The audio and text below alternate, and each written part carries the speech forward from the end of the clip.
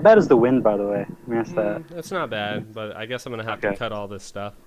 No big deal. Hey, what's going on, YouTube? This is Right Arm. I'm here with the pilot episode of EYI.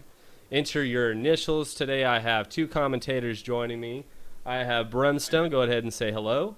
How's it going, guys? And then I also have DJ joining me.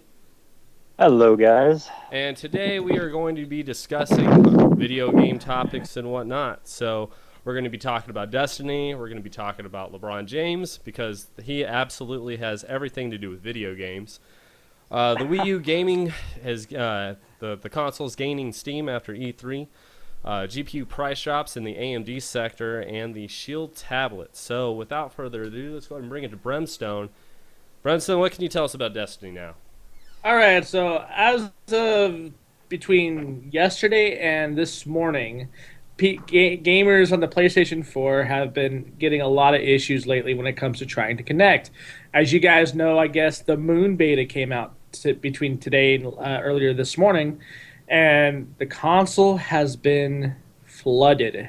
They have been flooding those servers like crazy. I guess they're getting to a point where they reach the caps on the servers right there. And so what's happening is they're getting this code called the CE34632-8 code. And this is a runtime error for the application, so which means you can't really initiate the application to run in the first place. So I've seen this happen before. You guys remember the PlayStation 3 with Modern Warfare 2? You guys remember that, right? We melted those servers, for like a week or two? I thought that was pretty amazing that we were able to do that to Activision. But of course, as anything else, I hope they actually, fix this. I hope they put some expanders in there, at least give us some more servers to let these people play. Yeah, that's pretty much all I have right now for this. I haven't really seen or heard anything else about it. I know some of my friends are able to still log in and play, so I'm guessing this isn't happening to everybody. All right, so we're late July. The game comes out, mid-November? Is this going to be fixable? Is this going to be salvageable between now and the end of between the end of their development cycle? Brimstone, go ahead. Okay. It really depends on the developers. It depends on where their focus lies when it comes into their developing cycles. If it's going to be server-wide or is it going to be tied into the gameplay side of things. I think they probably won't fix it at 100%. I think they'll fix it enough to a point where people can log in and play it. It may not be the perfect experience that they once had, but I think that we won't see anything come our way until probably about a month or two after release, and that's when you'll start seeing the bigger patches for those server patches to come in. And I think that's when they'll be able to expand on it. All right, DJ, do you have anything to add to that? I think Brimstone already got most of it covered. Like you said, usually they come out with a little more server patches roughly about a month or two after they release. And this is usually normal for most game releases, as we've seen in the past with most console and PC ports. And yeah, it does kind of lie in the developer's focus. But it also kind of lies in how many people are wanting to play the game, how many people are going to play the game at one given time, and just kind of how many people are going to do it over those months of after release. And I think that kind of ties in, but I could be wrong there. Not really. I think he's got it mostly covered there.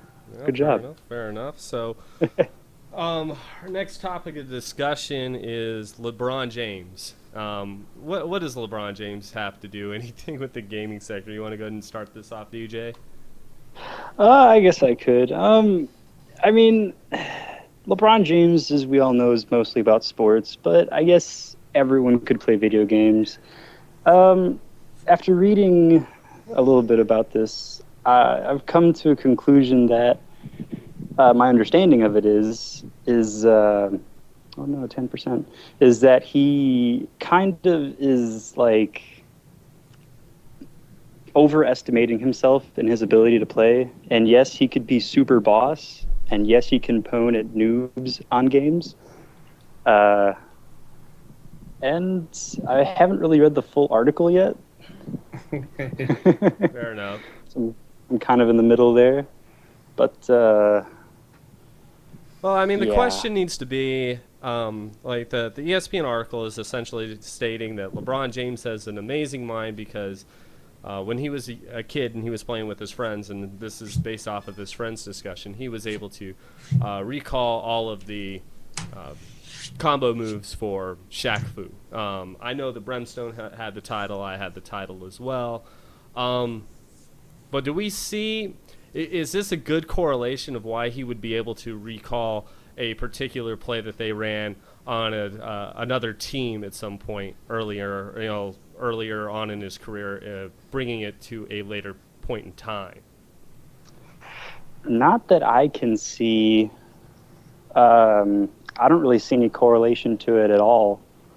Um, and then again, I'm not really into keeping up with sports and big sports titles, especially those of sports titles of video games.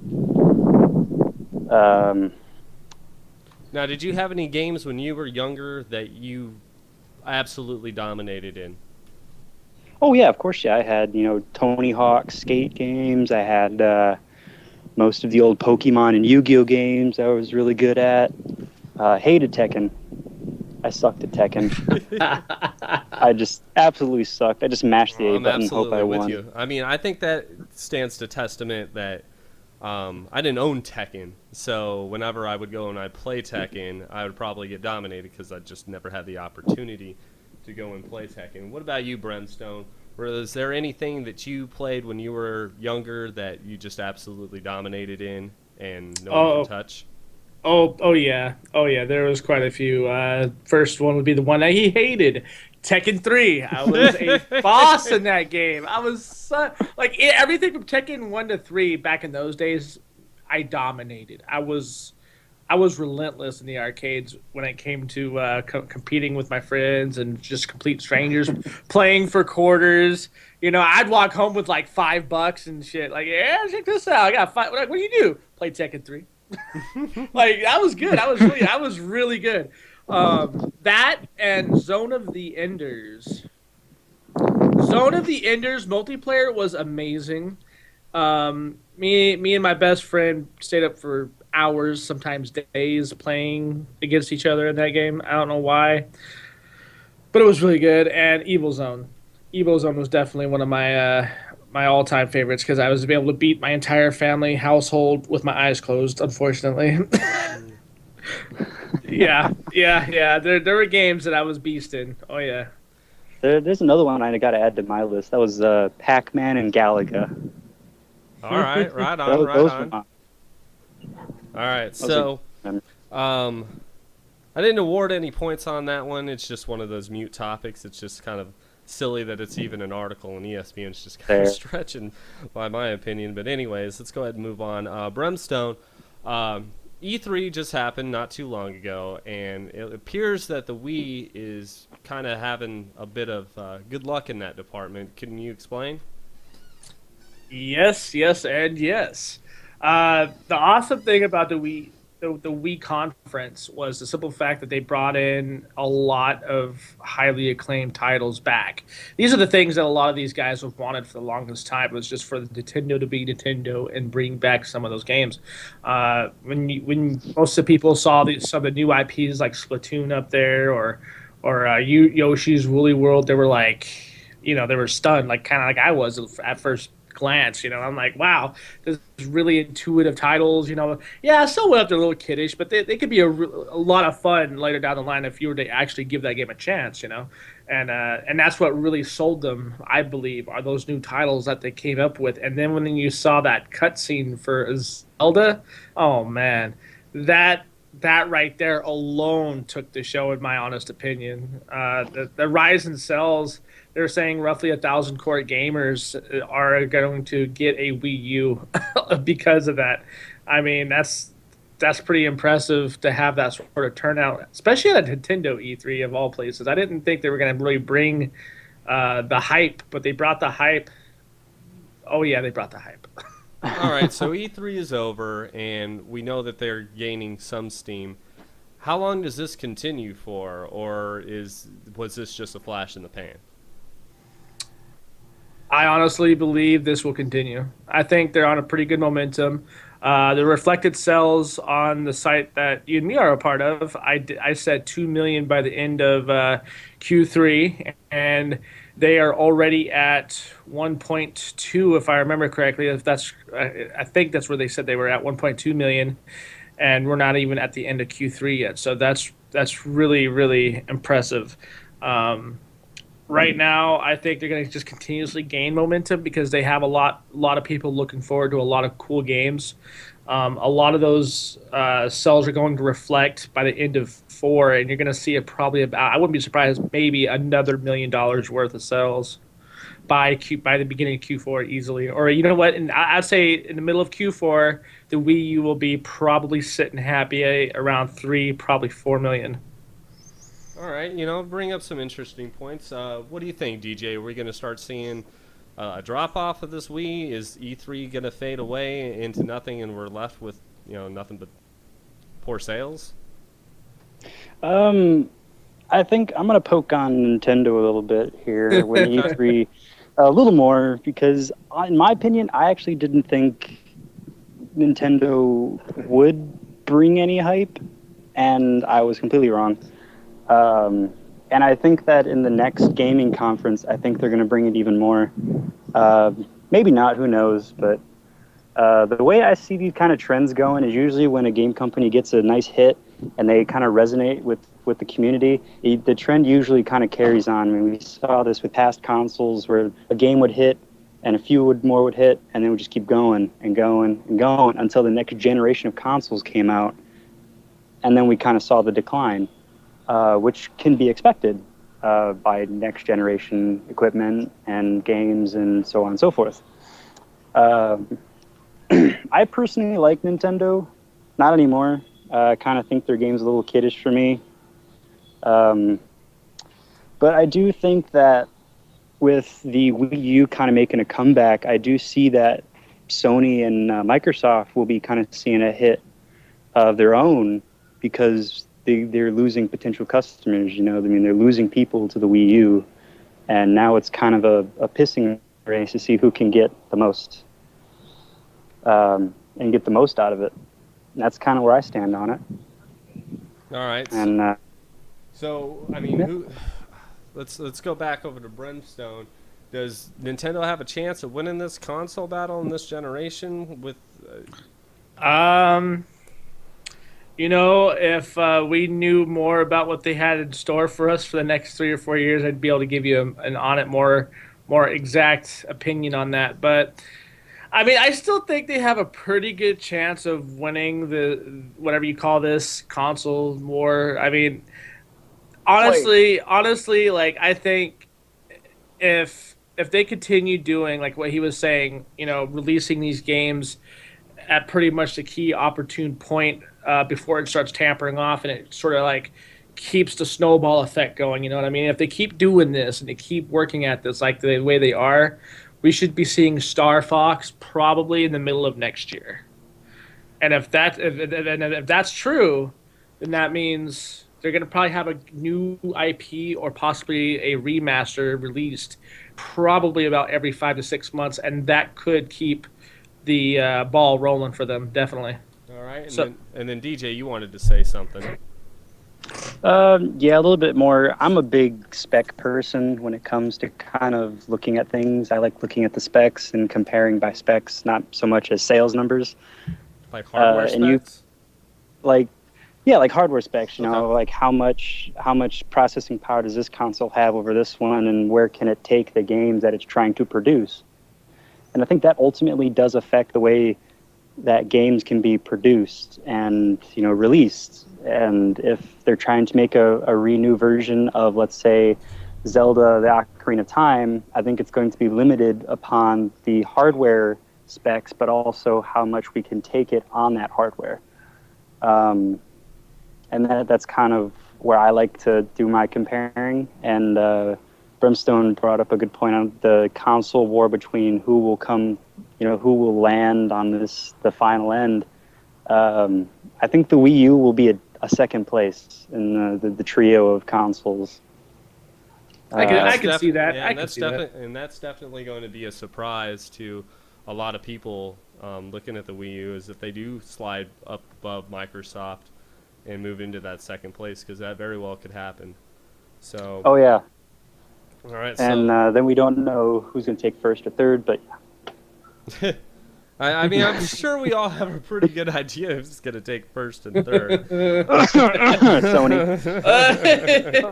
I'm pretty sure we have a pretty good idea. So, well, we're going to change gears. We're going to get out of the console spectrum, and we're going to go ahead and talk about Shield. Now, Shield tablet has just released, so they had this big old song and dance about how that was all going to go down, and I'm showing a picture of the Shield right now. So, what do we have? We got a Shield tablet, and it's out. We already had the Shield that came out last year, and that had some moderate success. What do we think about the Shield tablet? Does it have a space? Does it need to be here?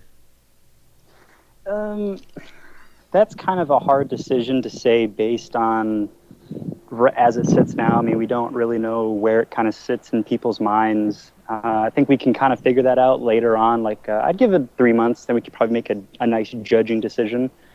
But we've already had the Shield. There we go. And I mean, we've already seen what it can do. We've already had GPUs that support it off the bat, such as the 700 series and the high-end 6 series, if I remember correctly, from NVIDIA. I think you needed to have a 660 or higher. 660 Ti or higher. Yeah. Yes. It was a 660 Ti. And then, of course, it was revolutionary. I mean, you could play your games at a coffee shop while your computer's on at home, you know? I mean, it was just game-changing for the way you could play your games. And it brought a PC feel to, like, using a controller, you know? I mean, you could play it on a little screen. That was so cool to me. And I tried it. I thought it was the best thing ever. But now that the tablet came out, I really don't see a spot for it. I mean, yeah, people, they might use it for like a bigger screen, because I know some people have like eye issues where they can't really see on a tiny screen, like me. I hate my iPhone for it. And the Shield now, I think they're just kind of trying to push something out to try and wow the people, to like say, oh, this is so cool. We can do this now. Oh, you know. And it just feels unnecessary. Okay. All right. So, Brumstone, what do you think? Does it have a spot? Do we need to start talking about the Shield tablet as an entity that's going to work? I'm sorry, but the way NVIDIA did this, they might as well have just came out with the Shield tablet first. Yeah, that's pretty true. Well, yeah, that's a great point. Because I'll be honest with you, man. When you have a tablet that outperforms the original portable device that it was meant to be used with, we have an issue there. All right. Okay. So this thing has a K1 chip in it. All right. Yep. The Shield had the chip that was underneath the K1. That's a pretty big performance decrease for the Shield. So when I see this, and I'm thinking to myself, you know, could this be viable when it comes to being a gamer, or gamers in general? Could it have a spot in the market? Now, mind you, I've always had this sort of thought about the Shield, thinking that this has already been done before. Yeah, I know it's you know, you could go to your, you know, PlayStation 4, turn on your Vita, and there you go. You have pretty much the same thing. But I do give props to Shield where it needs to be done, and that is, in fact, having the ability, like what DJ was saying, is to play, you know, at some store or something, and having your PC games ready in your pocket, pretty much. Which it's a good idea, but I think it was poorly implemented, because right now they have applications for smartphones that do the same exact thing with your PC for free. So NVIDIA kind of shot themselves in the foot by not only are they releasing a tablet that's more powerful than the Shield, but they pretty much canceled out their own product. So what was supposed to be an accessory has now become the mainstay when it should have been the other way around. So this is a no-go for me. I don't think this is viable at all. All right.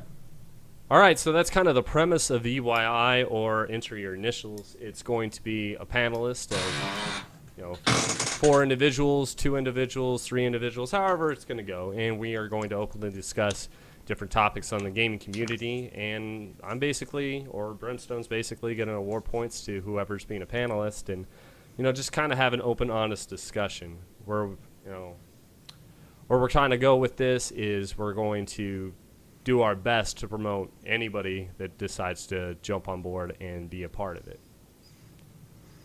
I was thinking with the points, like the way the points could possibly work, and any of you guys that are going to be watching this, please let us know down in the comments below what you guys think the point system should work. I was kind of thinking along the lines with whoever gains the most points per segment or per episode or whatever it may be will have the say-so as to who they bring in. Now, the point system could go towards promoting that person's chosen panelist or special guest. And for however many points that person earns is exactly how many times that guy selected is going to be promoted in probably their future videos. So say right arm here gets about 4 or 5 points and I get like 6 or something like that. Well, I get to not only choose who I want to bring in, and that could be any of you guys as far as subscribers go. All you would have to do is message us, let us know what's going to happen. And like I said, this is all hypothetical. This is just possibility. So then I would choose one of you to come in, and then for that whole entire episode, you'll be a guest here to be able to talk about what you want to talk about within the reasons of the articles that we have chosen. And I think that's how that could work possible. I don't know. What do you think? That's a nice idea. It's definitely a nice idea. The whole way that this works is if the community gets involved with us. If we don't have people to discuss topics with and everything like that, and somebody to moderate those people in a way that makes sense, this whole idea doesn't get off the ground, and it just falls flat and doesn't succeed. So we need your help. We need your help to come up with articles. We need your help to be guest on the show and everything like that. And DJ's back. Yay. I'm gonna have to. Yes, my phone had a little bit of a quits, and the thing that sucks is iPhones, they take so long to turn back on. They do take forever. No, we're kind of just doing a little exit interview. So, no, you're fine where you're at. So, that's kind of where we're heading with this. If you'd like to get involved, just send us a private message or anything like that. And comment section is the number one spot that we'll see it. I'm telling you. If you guys message me, I'm going to be honest with you.